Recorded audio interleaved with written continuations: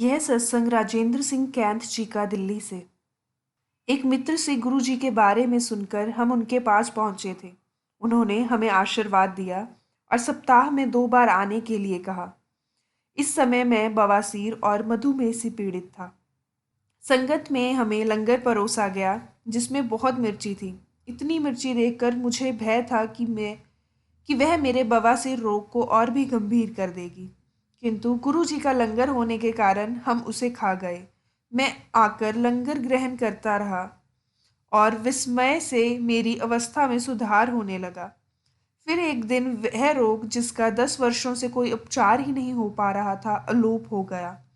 जब मैं घर पर भी अपने भोजन के साथ मिर्चें ले लेता हूँ, यहाँ तक मेरे मधुमेह का प्रश्न है, डायबिटीज का प्रश्न है, इस रोग की औषधि लेनी भी बंद कर दी है और सुबह की जो मात्रा है दवाई की वो भी कम हो गई है। गुरु जी की कृपा ऐसी होती है। हम रजौरी गार्डन के मुख्य बाजार में एक किराए के मकान में रहते थे। 1999 में मकान मालिक ने उसे एक भवन निर्माता को बेच दिया जो वहां दुकानें बनाना चाहता था। हमें वह मकान खाली करने के लिए कह गया, किंतु तुरंत ऐसा करना संभव नहीं था। एक दिन गुरुजी से उसका उल्लेख किया तो वह मेरी ओर देखकर चुप रहे। मैंने फिर उनसे विनती करी तो भी वो चुप रहे। मैंने निश्चय किया कि गुरुजी उत्तर नहीं दे रहे हैं। उनसे प्रार्थना करने में भलाई है, परंतु उनके चुप रहने का कारण अगले दिन पता लगा। अगले दिन संगत में आते हुए हम धौला कुआं पर एक यातायात अवरोध में फंस गए, ट्रैफिक में फंस गए और अचानक कार के ब्रेक ने काम करना बंद कर दिया।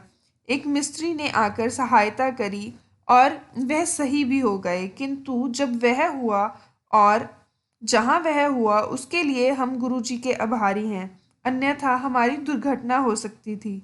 मुझे स्पष्ट हो गया कि पिछले दिन जब मैं गुरुजी से विनती कर रहा था, वह उस दुर्घटना से हमारा बचाव कर रहे थे। मैं उनसे एक छोटी सी बात के लिए उनकी कृपा की आशा कर रहा था और वह हमें संभव मृत्यु से बचा रहे थे। उनकी दया वहीं समाप्त नहीं हुई। एक महीने में हम एक नया घर खरीदकर उसमें जा सके। गुरु जी के प्रत्येक भक्त को उनका आशीर्वाद मिलता है। उनसे कोई अछूता नहीं रहता। वह भी जिनके पास उनका चित्र है या जो उनके बारे में सुनते हैं और जो उनसे विनती करते हैं, सबको उनका आशीर्वाद प्राप्त होता है। नाभा निवासी मेरे पत्नी के भाई गुरचरण सिंह मान के साथ ऐसा ही हुआ। हम उन्हें गुरु जी का सत्संग सुनाया करते थे। एक दिन वह दिल्ली आए और गुरुजी ने उन्हें यह कहकर आशीर्वाद दिया कि वह प्रसन्नचित और आनंदित रहें। उनकी पुत्रवधू ने गुरुजी का चित्र मांगा जो उसे दिया गया। कुछ दिन बाद गुरुजी ने उसे स्वप्न में दर्शन दिए। उस समय वह गर्भवती थी और गुरु कृपा से उसने एक सुंदर पुत्र को जन्म दिया। गुरु जी के आशीर्वाद से उत्पन्न सभी बच्चे अपनी आयु से अधिक बुद्धिमान और चंचल होते हैं। जब सौभाग्यशाली दंपति ने गुरु जी से उसका नामकरण करने की विनती करी तो गुरु जी ने उसका नाम गुरभजनीत सिंह रखा।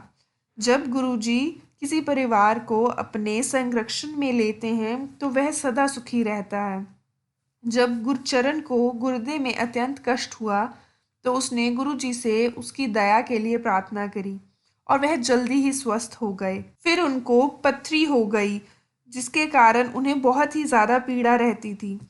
दर्दनाशक उनके और दवाई लेने के पर भी उनका जो दर्द था वो जाता नहीं था। उन्होंने मुझे गुरु जी से निवेदन करने के लिए कहा। जब मैंने ऐसा किया तो गुरु जी ने केवल अपना सिर हिलाया। जल्द ही गुरचरण की पथरी और जो पीड़ा थी वो लुप्त हो गए। गुरचरण के सामने एक और समस्या आई। वह नाभा में एक निजी विद्यालय चलाते थे।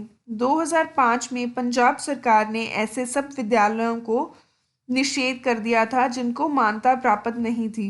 उन्होंने मुझे फ़ोन कर गुरुजी से विनती करने के लिए कहा। हमने मंदिर में प्रार्थना करी और उन्हें मान्यता के लिए आवेदन देने की सलाह देने के साथ गुरुजी के चित्र के सामने प्रार्थना करने को कहा। जल्दी ही गुरुजी की दया से उनके विद्यालय को सबसे पहले मान्यता प्राप्त हुई। उसमें छात्रों की संख्या में भी वृद्धि हुई। गुरुजी सबको अपना आशीर्वाद देते हैं। उसके लिए केवल समर्पण और आस्था ज़रूरी है। उनको सभी समस्याएं बताने की भी ज़रूरत नहीं है। हमारे लिए जो भी आवश्यक है वह देते हैं, साथ ही समस्याओं का निवारण भी करते हैं और अंत में वह जो भी ज़रूरी होता है वह करते हैं और हमारे लिए जो भी चीज़ें हमें नुकसान पहुंचा सकती हैं उसे नष्ट कर देते हैं। इन कारणों से गुरुजी ईश्वर हैं। हम उनके दर्शन कर उनसे कुछ कह पाने के लिए अत्यंत भाग्यशाली हैं। जय गुरुजी, शुक्राना गुरुजी।